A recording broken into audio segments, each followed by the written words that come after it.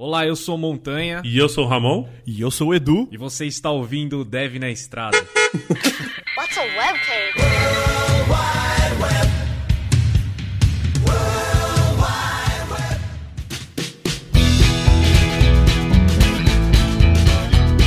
Sejam bem-vindos a mais um Dev na Estrada. Hoje um episódio especial aqui sobre infra. Olha, vocês pediram, a gente tá falando de outros temas bem bacanas aqui no Dev na Estrada, né? E eu tô com uma galera sensacional aqui. Thiago Dias, se apresente aí. Olá, todo mundo. Olá, Edu. Agradeço o convite aí. Meu nome é Thiago. Eu trabalho no Get Ninjas. Trabalho com você, inclusive.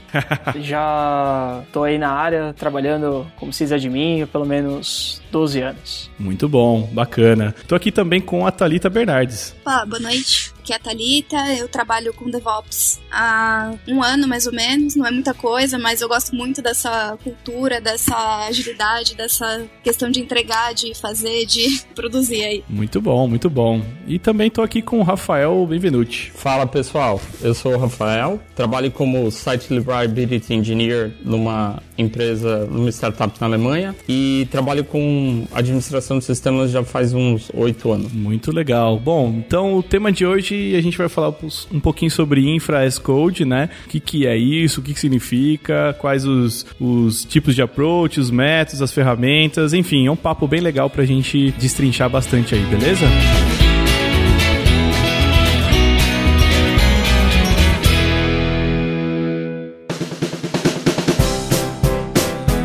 Vamos para o nosso muralzinho, a sessão de recados. Vamos começar com os nossos patrocinadores da semana, que é a Alura, cursos online de programação, front-end, back-end e muito mais. Tem cursos de vídeo. Se você quiser se aprimorar nessa área de TI, entre lá em alura.com.br. Se você quiser um emprego novo na área de TI, você pode acessar a Revelo. As melhores empresas de TI para se trabalhar estão lá na revelo.com.br. Também temos um patrocinador essa semana, que é a VanHack.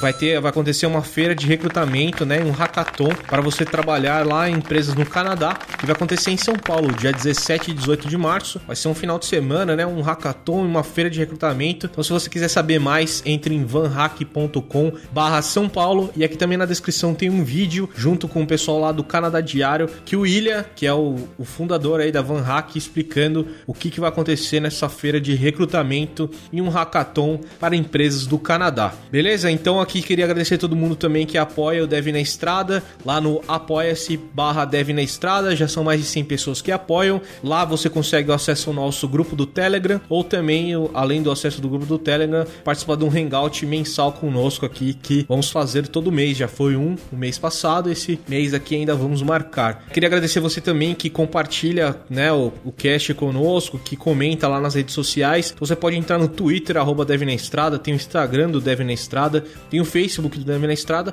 e agora também temos o YouTube lá do Dev na Estrada. Então, se você comentar com a gente, fazer perguntas ou até mandar um e-mail para nós, né, no feedback lá, o contato@devnaestrada.com.br, nós vamos fazer um vídeo, fazemos um vídeo de feedback que cai lá no YouTube. Vamos fazer mais vídeos, alguns vídeos de eventos. Então, se você gostar do conteúdo, entra lá em youtube.com/devnaestrada e se inscreva no canal. Então, vamos lá para a parte dos eventos. Nós estamos com os eventos frontinsampa.com.br, já tem lá o ingresso para se inscrever. Vai acontecer dia 14 de julho no Teatro do Hotel Max Souza Plaza, lá em São Paulo, né, obviamente. E temos também o Front in Campinas, olha aí, o primeiro evento desse formato Front in lá em Campinas, é frontincampinas.com.br. Entre lá e garante o seu ingresso também. Acho que o Front in Sampa já teve algum sorteio, não lembro. O Edu aí que pode confirmar no Twitter do Dev na Estrada, então segue lá o Twitter do Dev na Estrada, que vai ter sorteio de ingressos de eventos, tá? Tem também um evento novo aqui, que é o CapConf, né, que é pela empresa que Contabilizei. Vai acontecer dia 13 de abril de 2018, aqui desse ano, lá em Curitiba. Então fique ligado aí,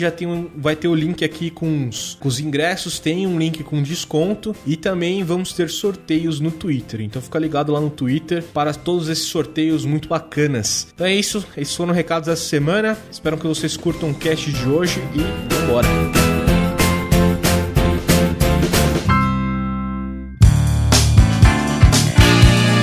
Bom, para começar o tema, né? Quem pode dizer aí pra gente aí o que é esse termo de Infra as Code que tá surgindo não vou dizer que há pouco tempo, mas já há um tempinho, né? E tem bastante gente comentando. Enfim, o que vocês podem dizer pro nosso ouvinte aí, nosso ouvinte, sobre Infra as Code? Acho que infraestrutura como código veio aí para resolver um problema que nós, administradores de sistemas, ou a galera em geral que tinha que subir um servidor, instalar os pacotes, instalar os usuários, antigamente faziam, né? Eu lembro aí do tempo, quando eu tava começando na área, que a gente pegava um servidor, instalava lá o CDzinho do Linux, instalava o sistema operacional do zero, e aí depois descobria que tinha que fazer uma série de procedimentos para colocar esse servidor no ar, né? Essas coisas, por exemplo, aí é configurar a placa de rede, instalar os usuários que tinham que fazer uso do servidor também, e dependendo do propósito do servidor, instalar uma série de pacotes e serviços. E a gente vê que infraestrutura como código veio para ajudar a nossa vida, deixar tudo isso aí de forma automática, de forma versionada. Muito bom, muito bom. Eu concordo com o Thiago. A grande diferença entre a automação e a infraestrutura como código é que a premissa da infraestrutura como código é que a gente consiga tratar a infraestrutura como software e informação. Então, quando a gente está falando de infraestrutura como código, a gente tem que ter a capacidade de aplicar algumas coisas que a gente usa no desenvolvimento de software para a infraestrutura, como versionamento, automação, CI/CD, TDD, esse tipo de coisa, que quando a gente consegue encontrar uma maneira de fazer isso com a infraestrutura, a gente realmente está tratando de infraestrutura como código. Só complementando aqui a fala dos dois, basicamente você tira aquele trampo do cara que tá lá, tipo, apertando o botão e você já coda tudo certinho, já faz as coisas todas certinhas, de forma que facilite mesmo, você pode reaproveitar isso futuramente, caso necessário. E aí, no caso, como vocês comentaram, né, tem sempre o trabalho de você provisionar data center e tudo mais, né? Eu tô falando data center, eu pareço velho falando isso ou é de boas, assim, tipo... Não fala isso não, porque senão, como é que a gente fica aqui? Eu tô entregando minha idade, né? Data center, né? Mas enfim, então o que vocês estão me dizendo é que eu já consigo provisionar minhas instâncias de aplicações via código, né? Então eu consigo ter um código que, quando eu executo esse código, ele faz todo esse provisionamento para isso. Seria mais ou menos isso ou mais alguma coisa além disso, assim? Isso, exatamente. Uma das coisas que acho que dá pra gente até destrinchar um pouco o assunto, a gente pode separar um pouco do que é infraestrutura como código, no sentido de, tipo, subir o servidor mesmo, ou fazer a configuração do servidor propriamente dita, né? Uhum. Acho que a gente pode falar que hoje em dia tudo pode ser automático. Desde você, igual você comentou, subir uma instância, a gente já voltando um pouco falando de coisas novas, né? Falando de Amazon, de cloud, até o que vai acontecer lá dentro da instância mesmo, Edu. Então, e aí, esse que é o ponto também, né? Como que isso funciona, assim, né? Como que eu consigo ter um valor, assim, agregado nesse tipo de metodologia? Não sei se eu posso falar metodologia ou se forma de pensar a arquitetura de infraestrutura, né? Mas como é que isso impacta, assim, para quem trabalha com infraestrutura, assim, hoje, né? Bom, eu acredito bastante na questão de facilitar a vida das pessoas. Então, eu acho que essas ferramentas ou essas formas de fazer infraestrutura, elas têm realmente diminuído o tempo que você levava para fazer alguma coisa, tem facilitado a forma de integrar as coisas e reaproveitar também. Quem nunca entrou em contato com um sistema em produção que ninguém conhece? Pois é, né? Aquele... Praticamente toda hora alguém encontra algum servidor, algum sistema que ninguém conhece, ninguém sabe quem criou, ninguém sabe quem fez, e ninguém nem sabe como roda. E aí a regra pra normalmente interagir com esse tipo de sistema é não encostar, né? Você prefere não encostar. Não, é melhor, né? Melhor não tocar naquilo que você não conhece, né? E que ninguém conhece, na verdade. Tá rodando, não encosta, deixa lá, né? E a infraestrutura como código vem realmente para quebrar esse paradigma. Então a ideia é que a gente, usando a infraestrutura como código, consiga construir alguns sistemas que sejam reproduzíveis, de forma que o código que é usado para gerar essa infraestrutura, você pode fazer um paralelo com o DNA para criar um ser humano. Olha. Então, essa é mais ou menos a ideia. Você consegue recriar tudo a partir daquela definição. E é a forma com que você lida com aquela definição que diferencia a automação da infraestrutura como código, né? Então, você consegue automatizar uma parte da sua infraestrutura para fazer alguma tarefa, mas quando você consegue automatizar todas as coisas, reproduzir seus sistemas, e você perde esse medo do não encosta, com quem tá em produção, porque fazer mudança, tá tudo autodocumentado, tá tudo mais fácil quando você tá falando de infraestrutura como código. É tipo um outro nível de automação, é como se você aplicasse alguns princípios de desenvolvimento de software na sua automação, para você chegar nesse ponto de realmente lidar com infraestrutura como código. E alguns dos princípios para isso é a ideia de você fazer com que esses seus sistemas sejam reproduzíveis. Eles também têm que ser dispensáveis, você pode jogar eles fora a hora que você precisar e reconstruir. Uma das vantagens também é que você tem sistemas consistentes, então você não tem mais aquele problema de só o servidor com o final 3 é o que não roda a aplicação, né? Você tem que rodar uma outra... não, as coisas aqui com o final 3 você tem que rodar o Java na versão 1.5, porque senão as coisas não funcionam, né? E usando isso, você consegue construir uma ideia de que os processos são... Você consegue repetir os processos em cima dessa infra e também você consegue se adaptar melhor, porque o design das coisas está sempre mudando, né? Sim, até um adendo, só complementando mesmo que o Rafa falou, a gente sempre cai naqueles problemas de se tem um ambiente em produção e o desenvolvedor precisa ter um ambiente paralelo para ele poder desenvolver a feature dele, né? Então a gente pode falar dos ambientes de stage, de homolog, de produção. Usando infraestrutura como código é muito simples você conseguir criar esses ambientes paralelos, onde que se funcionou no ambiente de stage, com certeza vai funcionar no ambiente de produção, porque você consegue tirar um diff entre os ambientes. Porque tudo, afinal, é código. Mais aqueles problemas que a gente tinha, foi mencionado sobre documentação, você usando infraestrutura como código, a sua documentação, ela é viva. Então, ela tá mudando de acordo com o que você tá colocando no seu código. É, muito bom isso. É bem interessante isso, porque antigamente, aí dos tempos mais primórdios aí, né, a gente tinha esse conceito mesmo que nem vocês comentaram, né, de você ter um servidor rodando uma aplicação, ninguém sabe o que tem de lib instalada lá, ninguém sabe nada do que foi feito de setup, né? Então era muito obscuro, assim, né? As coisas, né? E outro ponto que vocês falaram que eu acho que é muito importante também é não conseguir replicar essas coisas, né? Para outros ambientes, né? Então era uma obscuridade absurda, né? Por que esse termo não surgiu antes, né?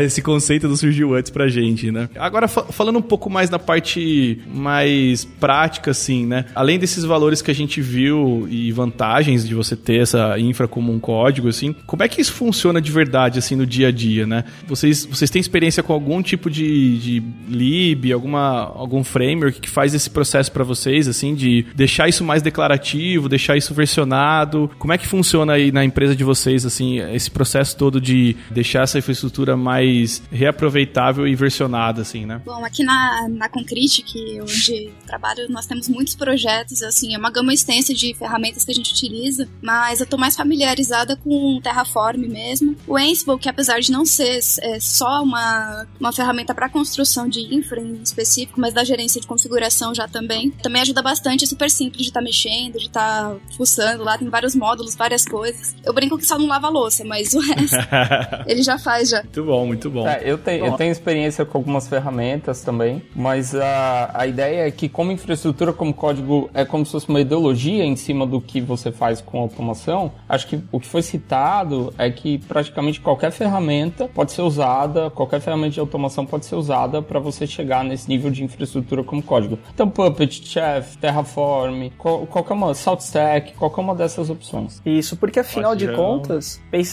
vamos pensar que hoje infraestrutura, quando a gente está falando, por exemplo, de cloud, mais especificamente, a gente está falando de uma grande API. A gente está falando de um data center que é construído a partir de uma API. Então, tudo que você precisa é conseguir interfacear essa API, que é o que essas ferramentas fazem. Falando, por exemplo, Terraform nada mais é do que um conjunto de resources que consegue trabalhar com SDK em Go, que trabalha com a Amazon. Da mesma forma, outras ferramentas como o CloudFormation, que é mais específico da própria Amazon também, faz exatamente isso. Acho assim, então, que o que a gente está falando é essas ferramentas que a gente tem, elas fazem uma interface tanto com providers, no caso, sei lá, a Amazon ou, sei lá, Google Cloud e essas outras empresas maiores aí, paga nós, né? A gente tá falando aqui deles aqui, né? A ideia dessas ferramentas é fazer essa interface só com esses gateways, assim, ou a gente tem mais alguma vantagem, assim, porque eu vou falar um pouquinho da minha experiência com o Chef, assim, né? Eu trabalhei um bom tempo também com o Chef, e ele fazia essa automação no nível de software dentro de uma instância, né? Não era o sentido de você recriar uma infraestrutura toda lidando com a interface desses hosts, assim, né? Como é que essas ferramentas funcionam? Acho que é até legal a gente fazer um overview das ferramentas mais antigas, assim, se vocês tiverem experiência, assim, de falar um pouquinho mais. Eu lembro do Ansible lá antigamente, né? Assim, acho que antigamente é até ruim falar, mas eu acho que tem uma galera que usa ainda o Ansible e é bem útil. Mas passando um pouquinho mais até talvez o que tá mais, assim, no hype, aí vocês me corrigem se estiver errado, mas o Terraform, né? Um pouco mais parrudo, um pouco mais novo, mantido por uma empresa maior aí, maior não, mas talvez mais consistente no mercado, assim, né? Acho que o do mais antigo que eu já ouvi falar é o CF Engine. Eu acho que vai um pouquinho além. Acho que o mais antigo era o Shell Script. Pode crer. Opa, olha só aí. Quem nunca fez um bashzinho aí, né? Quem nunca fez um bashzinho pra instalar um negócio e, tipo, funcionou em metade do parque e no outro não? Ah, sim, com certeza. Mas a gente pode falar que o Shell Script, por exemplo, não mantinha estado de configuração. Se eu rodava ele de novo, ele não era idempotente, né? Diferente das ferramentas que a gente usa, né? Ó, você falou uns termos legais aí, né? O que seria isso, assim, Thiaguinho? É quando você, por exemplo, você declara, uma receita, um arquivo de manifesto, e você põe pra rodar. E aquilo vai fazer uma série de coisas. Como instalar pacotes, vamos falar, instalar o Vim, instalar pacotes super necessários que a gente tem que usar lá. E aí você vai rodar a receita de novo, ele não vai fazer o mesmo trabalho, porque ele mantém estado, né? Ele é indepotente. Mesma coisa se você mandar criar uma série de usuários, né? Ele vai ver que o sistema já tem os usuários criados, ele não vai tentar criar de novo. Legal. Eu tô perguntando assim, até pra quem tá ouvindo a gente aí, conhecer mais os termos, assim, né? Porque às vezes a gente conversa entre a gente, ou você vai trocando ideia, a gente já sabe alguns conceitos, mas quem tá ouvindo a gente aí quer entender um pouco mais aí, né, desses termos, né? Mas e aí, como é que isso evoluiu, né, do Shell Script até a gente chegar em ferramentas que já fazem toda essa interface com esses players grandes, assim, de host, assim, né? Então, você imagina que tinha um sysadmin mantendo 300 Shell Scripts para lidar com 10 mil máquinas naquela época. E aí ele tinha que fazer várias modificações, ele tinha que se preocupar exatamente por esse negócio de indepotência, de quando o estado mudava e etc. E de repente ele teve uma ideia, eu vou resolver esse problema fazendo um software. E aí surgiram as primeiras versões de CF Engine, de Puppet, de Chef, que eles foram criados para você resolver esse problema em escala de uma maneira mais controlada, né? Automatizar um parque inteiro, esse tipo de coisa de forma controlada. A partir daí, a gente tem uma divisão entre algumas formas de abordar a automação, né? Você tem a declaração imperativa, a funcional, mas basicamente a ideia é que em um deles você diz o que tem que ser feito, quais operações você tem que fazer, e na outra opção você diz, por exemplo, que estado você quer que o sistema esteja, e daí o sistema se vira para chegar naquele estado. Então, aquele cara que lidava com o Shell Script, ele tinha que falar, instala esse pacote, que foi o que o Thiago falou, sobe esse serviço, faz esse tipo de coisa. E hoje o que a gente tem é uma ferramenta que você declara o estado, eu quero um pacote instalado, esse serviço rodando, ela entende o que está acontecendo naquele momento, e aí ela se vira para fazer com que o servidor chegue naquele estado. Tem um pacote instalado e rodando, e ela trata os casos onde isso não está exatamente como você esperava. Não tem pacote instalado? Então vou instalar. Está instalado? Não está rodando? Então vou só startar o serviço. Então ela faz esse tipo de coisa. A partir daí a gente evolui para o que a gente chamou hoje de infraestrutura imutável, que é basicamente o que o Terraform propõe, né? Que ao invés de você criar uma infraestrutura e ficar aplicando mudanças, instalando um novo pacote, subindo um novo serviço, o que você faz para garantir que o sistema é reproduzível é você apagar toda a sua infraestrutura e criar uma nova. Então tem gente aí que diz que as grandes empresas como Google, esse tipo de coisa, a Amazon, quando quebra uma máquina no data center, eles desligam o data center inteiro e fazem um novo, né? Eu acho que esse é o estado da arte, de onde você pode chegar. Você taca fogo no prédio e sobe outro. Cara, eu como desenvolvedor, eu tenho um medo absurdo disso, né? Vocês estão ligados? Eu olho e falo, mano, vocês vão destruir, realmente, sério? A gente vai destruir a instância e subir do zero? Sério? Que nós somos assassinos de instância, né? Toda hora é matar a instância. Mas eu aprendi que você não pode criar como pet, então... Olha aí, ó. Você não pode dar um nome, dar carinho, porque depois você já tá pegado, aí quando dá um problema, você realmente vai ter que colocar a mão na massa de novo e não vai ser um processo muito rápido, nem nada do tipo. Ó, boa dica essa aí, boa dica, né? Não se apegar ao nome da... Vocês dão nome também de... Como é que vocês nomeiam na empresa de vocês as instâncias aí? Ó, uma curiosidade aí, vai. Geralmente a gente usa, acho que todo mundo usa aquelas tags estratégicas, né? Porque você não vai realmente localizar, igual a Thalita falou, a instância pelo nominho dela, bonitinha. Você vai procurar todas as instâncias que fazem parte de um conjunto de instâncias. Então você pode fazer, por exemplo, um conjunto de instâncias, separar por environment, por tipo de aplicação ou por nome de aplicação. Aí a sua aplicação pode ter 5 instâncias ou pode ter 30 instâncias. E todas elas com nomes aleatórios. Então você consegue fazer buscas e só pegar os IDs da instância e trabalhar em cima. Então a gente não é um costume muito bom você ficar colocando nominho em cada instância individual. Criar ela como bichinho mesmo, né? Como pet. Você quebrou minhas pernas. Eu pensei que vocês iam falar, não, eu chamo a máquina X de, sei lá, Mini, alguma coisa do tipo, tá? Pensei que havia carinho ainda em infraestrutura, cara, mas parece que não, né? Vamos destruir tudo e construir do zero, né? Essa que é a pegada agora, né? Antigamente tinha isso, né? De você ter aquele carinho naquela instância, pô, vou deixar isso aqui, esse servidor aqui é aquele. A hora que eu logar nele vai ter lá minha ferramenta de debug, e eu já consigo navegar no histórico aqui, fazer o log, o tail e tudo mais, né? Já vai no history lá, né? Isso. Não, o uptime de máquina, né? Vocês lembram? Dava um orgulho você dar um uptime no servidor e você via que ele tava lá nos trocentos dias no ar. Teve um servidor que eu cuidei que a gente fez um vídeo dele virando de 999 dias pra 1000 dias. Olha só, cara, que isso. A gente fez festa assim no data center, cara. Era um JBoss 4.3 e quando ele fez 1000 dias eu tenho flash, eu tenho esse vídeo comigo até hoje. Caraca, muito bom, muito bom. Várias histórias aqui, já tá virando um casos de infra aqui já, né? Eu acho legal a gente abordar também os problemas desse tipo de técnica que a gente usa de criar infraestrutura como código, etc. Muito bom. Porque também não é uma bala de prata, né? Eu costumo dizer que errar é humano e replicar o erro pro parque inteiro é DevOps.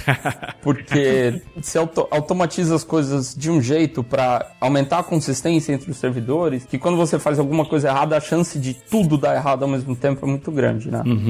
Então, quando você começa a usar muito infraestrutura como código, de repente fica muito fácil subir um servidor que aí tudo vira um servidor, né? Então, alguém precisa de uma aplicação simples para rodar um shell script, vamos subir um servidor, porque tá ali, tá fácil, o dia inteiro, né?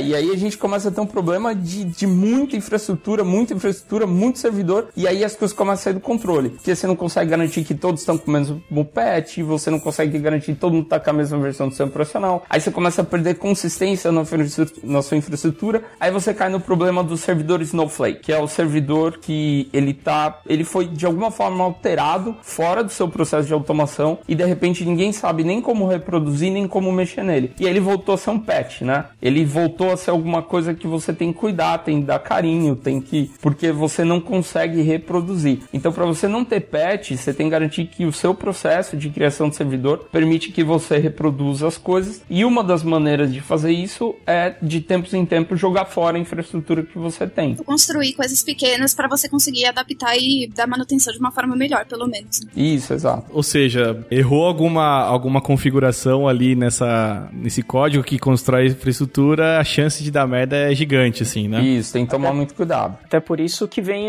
a ideia da infraestrutura imutável, né? Tem um utilitário que a gente geralmente usa da mesma empresa que fabricou o Terraform, que faz o Terraform, chama Packer. Além do Packer tem o Eminator, do próprio Netflix, mas o mais popular é o Packer. Então a ideia do Packer, Edu, é você conseguir gerar, por exemplo, uma imagem, né? Então você gera uma imagem de um servidor e essa imagem você só põe a imagem para rodar. Para construir a imagem, você tem que provisionar ela a partir de infraestrutura como código. Daí, ok, nada do que a gente já conhece. Mas uma vez que você gera essa imagem, você versiona, você põe alguma estratégia de guardar a versão da imagem e tudo, mas uma vez que a imagem está rodando, você não muda mais o estado dela. Então ela fica imutável, para não acontecer esses casos que o Rafa comentou. Não tem interação humana nem nada e você pode descartar a hora que precisar e gerar uma nova sem problema algum. Quando você vai fazer um deploy, né, você joga fora toda a infraestrutura que você tem e cria tudo de novo a partir de uma nova imagem, né? Um bom exemplo do que foi a primeira infraestrutura imutável que talvez eu tenha usado, era aquela câmera descartável da Kodak, sabe? E depois você usava, você jogava fora, você não conseguia mudar. É mais ou menos essa analogia. Olha só, era um container ali que a gente só fazia versionamento do filme, né? Você colocava o filme ali e era a versão. Tirava, não tinha o que mudar, era bem simples, depois você jogava fora. A gente tá falando isso, mas a galera mais nova não vai nem saber o que é filme de máquina, né? Então é complicado, viu? Entregando a idade já. Não sabe o que é perder um filme de 36 fotos, né? Eu tô entregando minha idade aqui. Olha aí, vocês já estão indo mais fundo que eu já só falei do filme, vocês já estão falando do tipo de filme, aí piorou, né?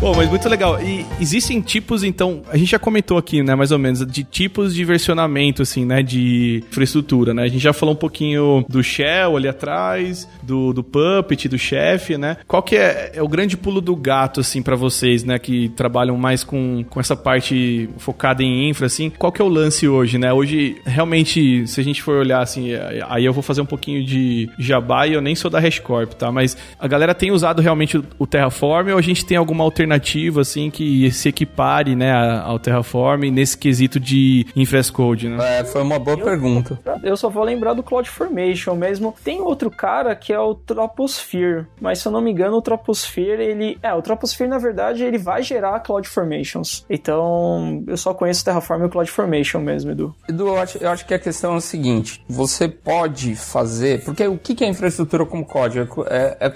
A premissa é que você consiga, usando as ferramentas que você tem atualmente, aplicar um modelo de desenvolvimento de software em cima da sua infraestrutura. Então aí você está falando de ter arquivos de configuração, que é o DNA da sua infraestrutura, ter a capacidade de versionar esses arquivos, de fazer teste em cima do que você gera a partir deles, fazer talvez um pipeline de CI/CD em cima daquilo e etc. A diferença do Terraform é que ele já vem com essa cultura embarcada. Então, a forma de lidar com a infraestrutura usando Terraform já é um pouco mais direcionada para esses requisitos de infraestrutura como código do que as ferramentas da geração anterior, que a gente tá falando de Puppet, SaltStack, Chef, esse tipo de coisa. Então, você consegue aplicar esses métodos nos dois, só que essa nova geração ela já é um pouco mais direcionada, então fica mais fácil fazer esse tipo de coisa, né? Fica mais fácil fazer as coisas da maneira, com as melhores práticas, da maneira mais atual, né? É que existem também, Rafa, né, aquelas ferramentas que se complementam, né? Então, por exemplo, vamos falar, o Terraform, ele pode gerar um grupo de autoscaling. Aí esse grupo de autoscaling tem as suas instâncias que quando subir, vão ter que rodar um outro processo, que seria, por exemplo, o provisionamento da instância em si, que é provisionamento de sistema, que é gerenciamento de configuração. Aí, além do Terraform, a gente teria que usar, por exemplo, um Chef, um Puppet, um Ansible. O Ansible faz os dois papéis, mas uma vez que a instância está no ar, ela tem que rodar aquele user data para poder compilar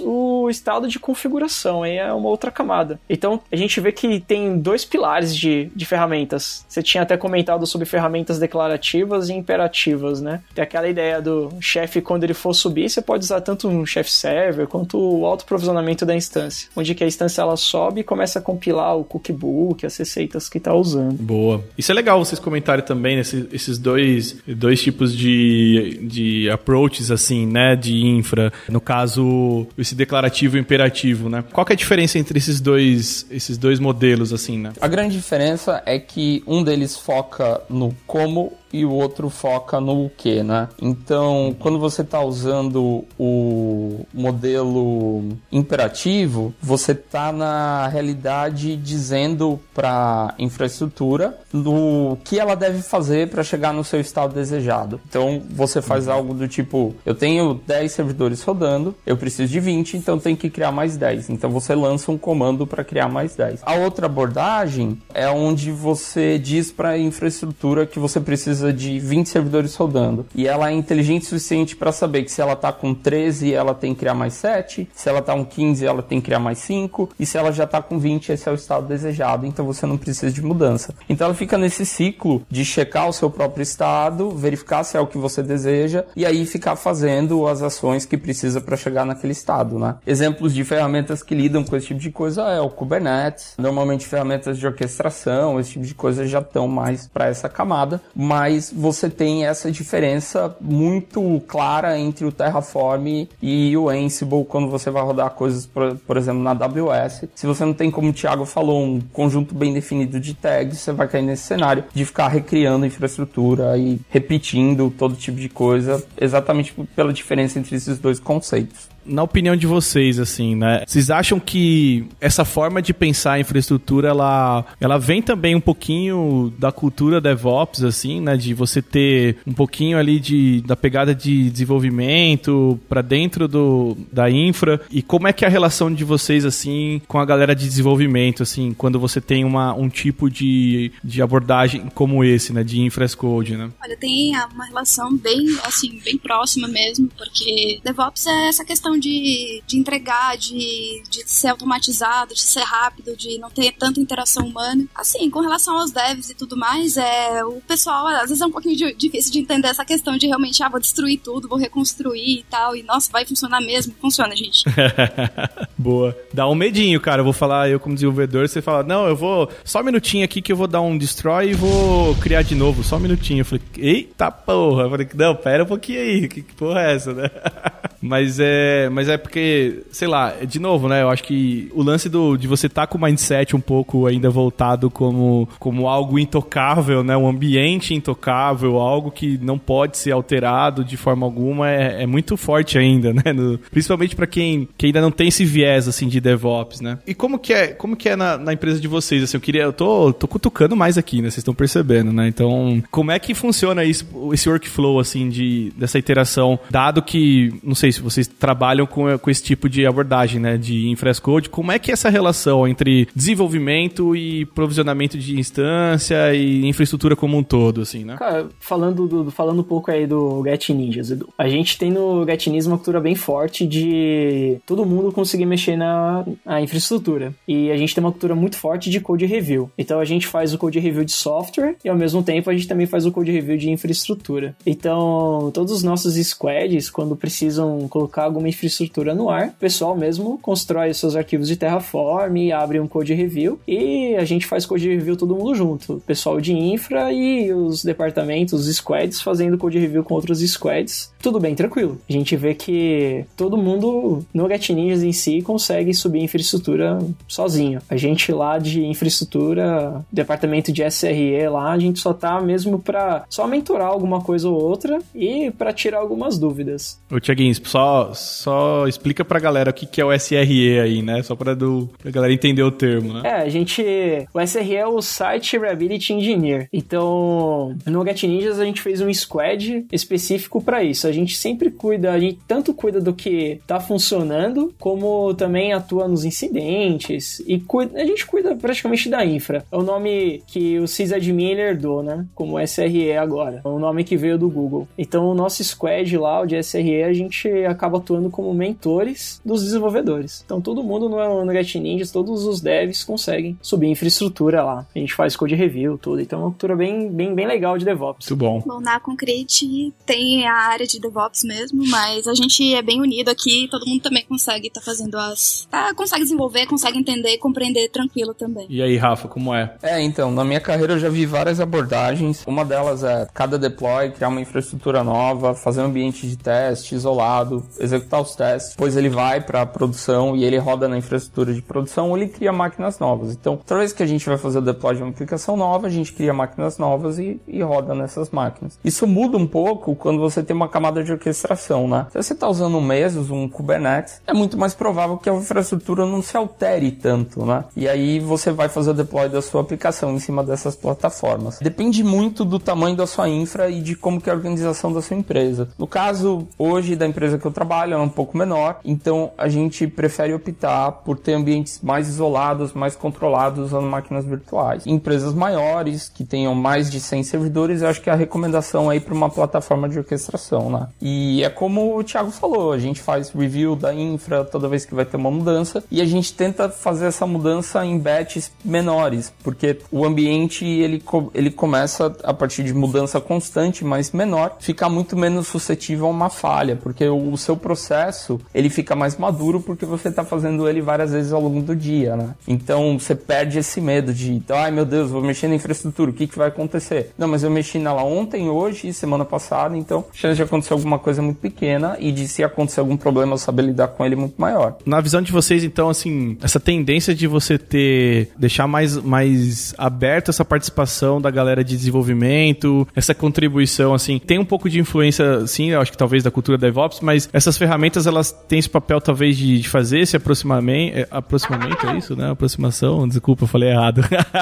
Essa aproximação desses mundos de desenvolvimento com infraestrutura, ou vocês acham que vem de antes isso, né? Não é agora que a gente tá vendo essa colaboração entre os mundos, assim, né? Acho que essa cultura DevOps já tem um tempo, já acho que coisa de... Eu comecei a ouvir falar de DevOps em 2008. Uhum. Então, juntar todos os times, tanto desenvolvedores quanto infraestrutura, acho que todo mundo só tem a ganhar. Um exemplo disso foi que, falando do Get Ninjas em si, quando eu apresentei Terraform para os desenvolvedores, foi muito bom, para mim mesmo como profissional, porque entregar isso na mão de um dev só me ajudou, porque eu vi que o dev, ele tem um approach de reaprovamento de código, de conseguir... afinal de contas, ele é um desenvolvedor, né? Então ele sabe trabalhar bem como código. E muitas vezes a gente de infra não tem esse mesmo mindset do que um desenvolvedor mesmo, né? Por mais que a gente arranhe um pouco no desenvolvimento, não é igual. Então, o que eu percebi foi que mostrando essa ferramenta, apresentando essa ferramenta para a empresa, só agregou para mim mesmo, porque eu aprendi a desenvolver melhor na infraestrutura. Na visão de vocês, eu tô cada vez mais pegando aqui para puxar de vocês aqui. Eu quero pegar essa informação de vocês. Mas na visão de vocês, assim, a vantagem, então, por exemplo, de usar... Eu vou citar uma ferramenta que mais eu conheço, mas vocês podem comentar sobre outras, talvez, que vocês estejam usando aí. Mas, por exemplo, o Terraform, hoje eu consigo definir que tipo de informação, assim, de infraestrutura, né? Que tipo de coisa eu posso fazer com o Terraform hoje, né? Só pra galera que tá ouvindo aí ter uma ideia de qual é o poder dessas ferramentas, né? E aí, se vocês quiserem comentar sobre talvez uma outra ferramenta que seja equivalente, fique à vontade, assim. Hoje você consegue definir praticamente qualquer recurso usando o Terraform. A grande diferença de você usar o Terraform com outras ferramentas é o uso do Packer, como o Thiago tinha falado, que daí facilita você usar, assim, você operar usando infra como código de maneira imutável, né? Mas praticamente todos os requisitos que você tem para subir uma infraestrutura para qualquer aplicação, você consegue definir usando o Terraform, assim como outras ferramentas. Hoje você tem o Chef, o Puppet, o SaltStack, o Ansible e o Terraform como as ferramentas que lideram esse mercado. Como você escolhe uma em relação a outra, depende muito da onde você quer chegar, que forma você prefere trabalhar. Se você está procurando usar a infraestrutura como código de maneira imutável, usar Packer com Terraform é uma excelente combinação. Se você ainda tem uma infraestrutura rodando no ambiente imutável e que você está começando a automatizar parte das coisas, então qualquer uma dessas ferramentas como Ansible, Chef, Puppet, SaltStack podem te ajudar. A grande diferença entre elas é que o Ansible ele é stateless, então você não precisa instalar master e agente nos seus servidores. O Chef e o Puppet você precisa instalar master e agente, ele tem algumas diferenças, mas basicamente o Ansible é em Python, o Chef e o Puppet são em Ruby, e você tem o SaltStack que é também em Python. Uma grande vantagem do SaltStack, ele tem alguns módulos de Event-Driven Infrastructure que são muito bons quando você tem muitas pessoas interagindo na mesma infraestrutura. Com qualquer ferramenta, usando os procedimentos corretos, você está muito bem municiado de maneiras de lidar com a infraestrutura e vai ter menos problemas. É saber se adequar ao cenário que você tem e a ferramenta que você tem também, né? Não dá pra você também, vou usar só Terraform, porque Terraform é mais legal que todas as outras. É saber o que usar, como usar e qual o momento certo de estar utilizando. Como o Rafa falou, realmente vai da estratégia da empresa, porque, por exemplo, uma das grandes vantagens do Terraform é que você pode trabalhar ele com multi-cloud. Então, se você está usando infraestrutura do Google, se você está usando Amazon, se você está usando Azure, o Terraform tem diversos resources que deixam você trabalhar com vários providers. Então, você consegue versionar uma infraestrutura que tanto vai subir na Amazon, como você pode subir uma infraestrutura que vai rodar em outro cloud provider. Até um adendo sobre estratégia de como você vai rodar a sua receita, vai rodar o seu código, existe aquela técnica de autoprovisionamento, que foi o que o Rafa comentou, que você consegue fazer a sua instância subir e ela se autoprovisionar sem usar um server. Então, muitas vezes isso é bem útil. O Chef, ele consegue fazer autoprovisionamento, o Puppet também consegue. O Chef tem um cara chamado Chef Solo, que você consegue falar pra ele, ó, baixa a receita, por exemplo, do S3. E aí ele baixa os cookbooks do S3 e ele consegue subir e fazer autoprovisionamento, sem necessidade de ter um server. A vantagem de você não ter o server é que você não tem um ponto de falha, que muitas vezes acontece do server engargalar tudo e a instância não sobe. Então, tem essas técnicas também, de autoprovisionamento ou de usar ambiente client-server. Muito bom, galera.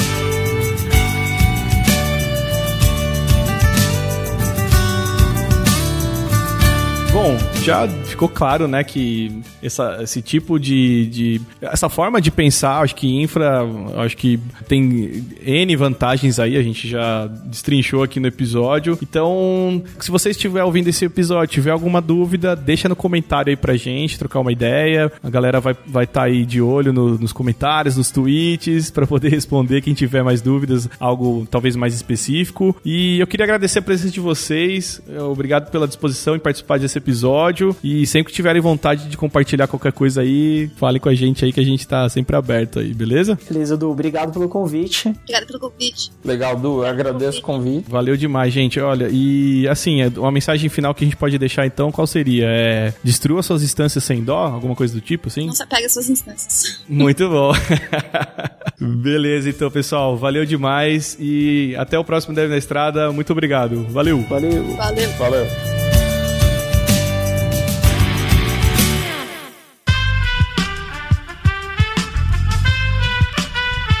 Este podcast foi editado por Aerolitos Edição Inteligente.